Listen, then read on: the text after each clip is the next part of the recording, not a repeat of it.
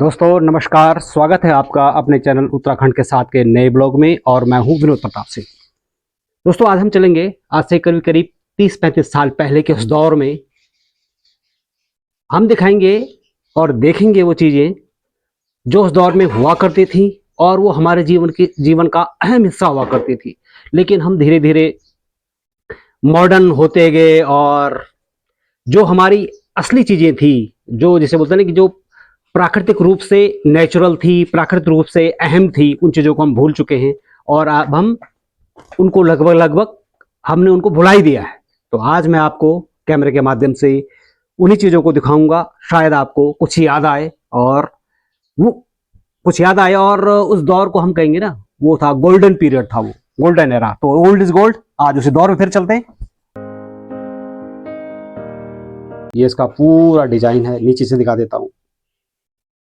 ये हमारा मेजरमेंट का, उस टाइम तराजू नहीं हुआ करते थे, तो ये नापने का एक हमारा एक पैरामीटर था। इसको बोलते हैं पातू, मतलब 2 किलो का होता है ये। और इससे एक छोटा भी होता है, उसको बोलते हैं माणू, वो छोटा होता है इससे।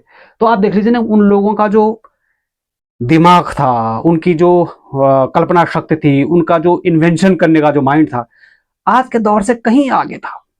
लेकिन हम लोग वही पाश्चात्य संस्कृति के प्रभाव में इतने बह गए हैं कि हमने अपनी महान संस्कृति सभ्यता को बिल्कुल भुला ही दिया है। दोस्तों पातू तो मैंने दिखाया था आपको, अब दिखा रहा हूं माणू। माणू मतलब 1 किलो का होता है ये। और इसकी कार्विंग देख लीजिए आप पूरी। वो लोग कुछ और ही थे। उनका जो मेंटल लेवल था, उनका जो ज्ञान का लेवल था, वो कोई और ही था, कुछ किसी और लेवल का था। आज का साइंस वहां तक पहुंच भी नहीं सकता। आप कितनी भी तरक्की कर लो, आप उनके मेंटल लेवल तक पहुंच ही नहीं सकते, उनके ज्ञान तक पहुंच ही नहीं सकते। दोस्तों ये है हमारे घर की चक्की, जिसे बोलते हैं ना।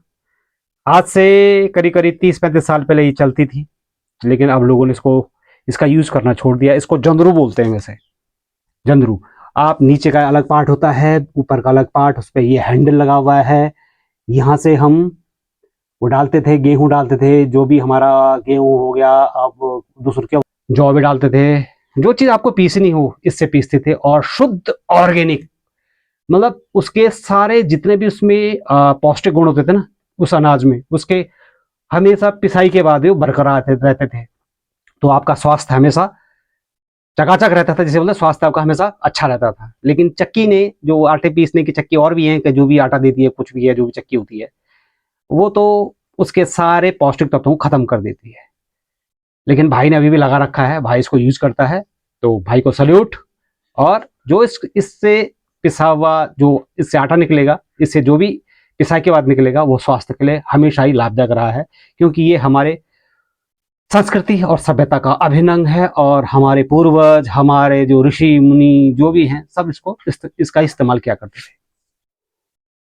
आप जो ये देख रहे हैं ना, बहुत कम लोगों को पता होगा, ये पहले की प्रेस हुआ करती थी, आयरन इस्त्री बोलते हैं जिसको। जब लाइट नहीं हुआ करती थी तो ये इसमें कोयले से जलाया जाता था, कोयले से चलती थी ये। तो ये इसका हो गया लॉक। लॉक यूं खोला, ये देखिए आप, इसके अंदर कोयला भरा जाता है। ऐसे कोयला भरते थे इसके अंदर और फिर इसको बंद कर दिया जाता था। बंद करके और इधर से हवा दी जाती थी, यहाँ से हवा दी जाती थी। और जब ये बंद हो जाता था तो इसको, बहुत भारी होता है, प्रेस की जाती थी। एक बार में कपड़ा चकाचक प्रेस हो जाता था। शायद किसी घर में हो ये, हमारे पास तो है, चाचा जी ने संभाल कर रखा हुआ है। ये धरोहर है, हमारे दादा परदादा की धरोहर है हमारे लिए ये। इसको हमेशा संजो के रखेंगे।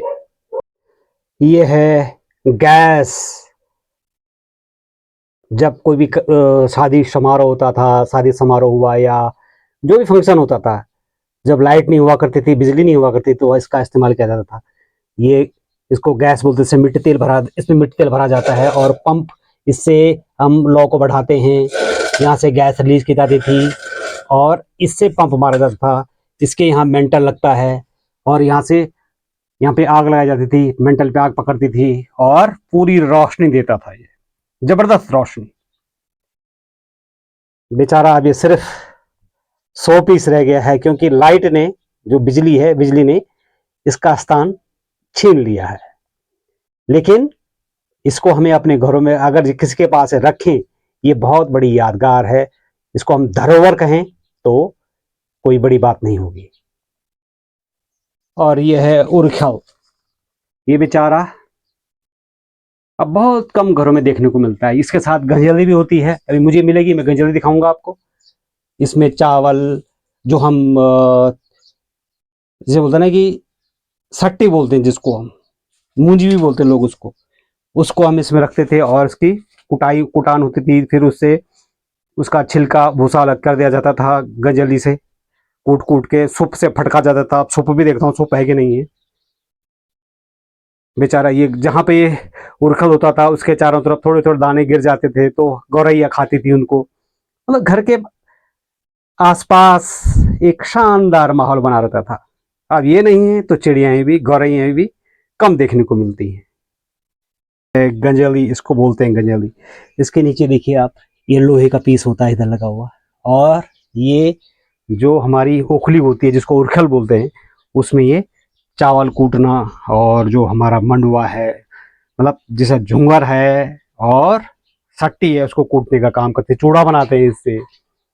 आज तो खैर ये सिर्फ कोने में धरी हुई है, चक्कियां लग गई हैं सब चीज के लिए। आटा के लिए चक्की लगी है, कुटाई के लिए चक्की लगी हुई है। तो इनका तिरस्कार हो चुका है लगभग लगभग। लेकिन कब तक, वो वक्त जरूर फिर लौटेगा और हम अपनी जड़ों की ओर फिर वापस लौटेंगे, अपनी संस्कृति सभ्यता की ओर जरूर लौटेंगे। देख रहे हैं, इसको बोलते हैं रई, जो दही मथने का काम करती थी। जो हम दूध को हम दही बनाने के लिए रखते थे और उस दही को हम इस रई से छोलते थे, जैसे बोलते हैं ना गढ़वाली भाषा में।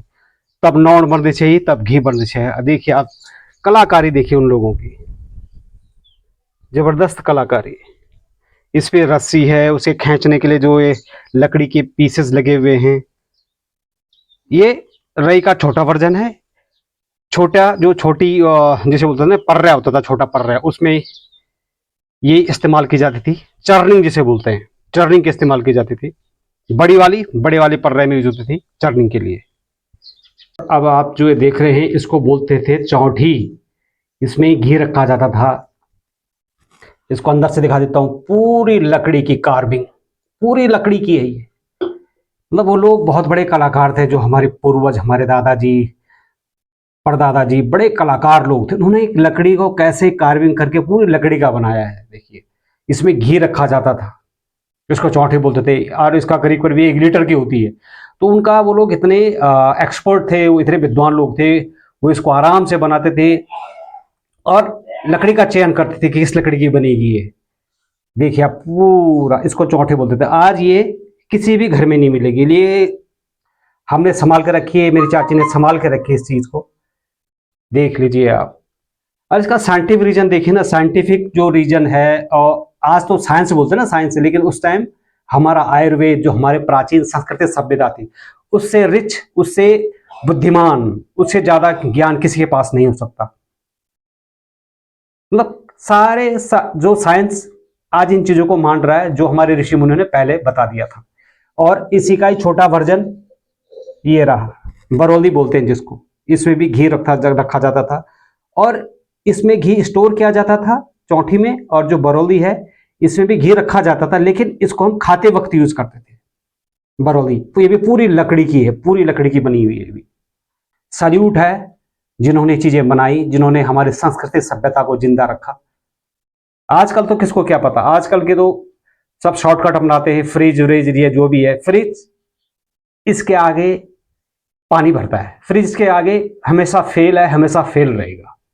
और आज का साइंस, हमारे जो पुरानी संस्कृति सभ्यता, जो हमारे सिस्टम हैं, जो हमारे हर चीज, हमारा खान पान, तो सब के आगे आज का साइंस बिल्कुल जीरो है, डबल जीरो। अब आपको दिखा रहा हूं उस जमाने की हस्तकला। ये हमारे दादाजी लोगों ने बनाई हुई चीज है, जो कि घर के चौखट के ऊपर लगता था। मोर सिंगाड़ बोल दंजे को ना, उस पर लगता था ये। उनकी कला देखिए ना, लकड़ी पे बना रखी है। और सारे घरों में जो चौखट होती थी, जो मोर सिंगाड़ होते थे, दरवाजे, जो हमारे टिबरी डंडल होती थी, उनमें यही चीजें लगाई जाती थी। तो वो घर इतना शानदार लगता था, ऐसा लगता था कि हम किसी महल में आ गए हैं। लेकिन आज सब भूल चुके हैं और कंक्रीट की इमारतें खड़ी करने पर जोर दे रहे हैं। दोस्तों, कितने लोगों को याद होगा ये, इसको बोलते हैं डडोलू। मतलब जब दीप्ता नाचते थे, घड़ियाल दिखती थी, तो इसमें अंगारे रख के कुछ घी डाल के दुपड़ दिया करते थे। और जब दिवाली आती थी, दिवाली में जब गाय को जिमाते थे, गाय को हम बाड़ी खिलाते हैं या वो जो चावल के बनाते हैं, वो मतलब गाय को उस दिन खाना होता है, उनको जिमाते हैं गायों को, तो सबसे पहले उनके पैर धोए जाते थे और फिर डडोल में थोड़ा अंगार रख के और उसके ऊपर घी रख के और उनको धुपड़ किया जाता था। तो बेसिकली डडोलू जो है ना, ये धुपड़ों के लिए बहुत काम आता है। दोस्तों, आज के ब्लॉग में बस इतना ही। कल फिर मिलेंगे किसी और नए ब्लॉग के साथ में। आज का ब्लॉग आपको कैसा लगा कमेंट में ज़रूर बताना, और वीडियो को लाइक कीजिए, शेयर कीजिए और अपने चैनल को सब्सक्राइब करना न भूलें। स्वस्थ रहें, मुस्कुराते रहें। धन्यवाद।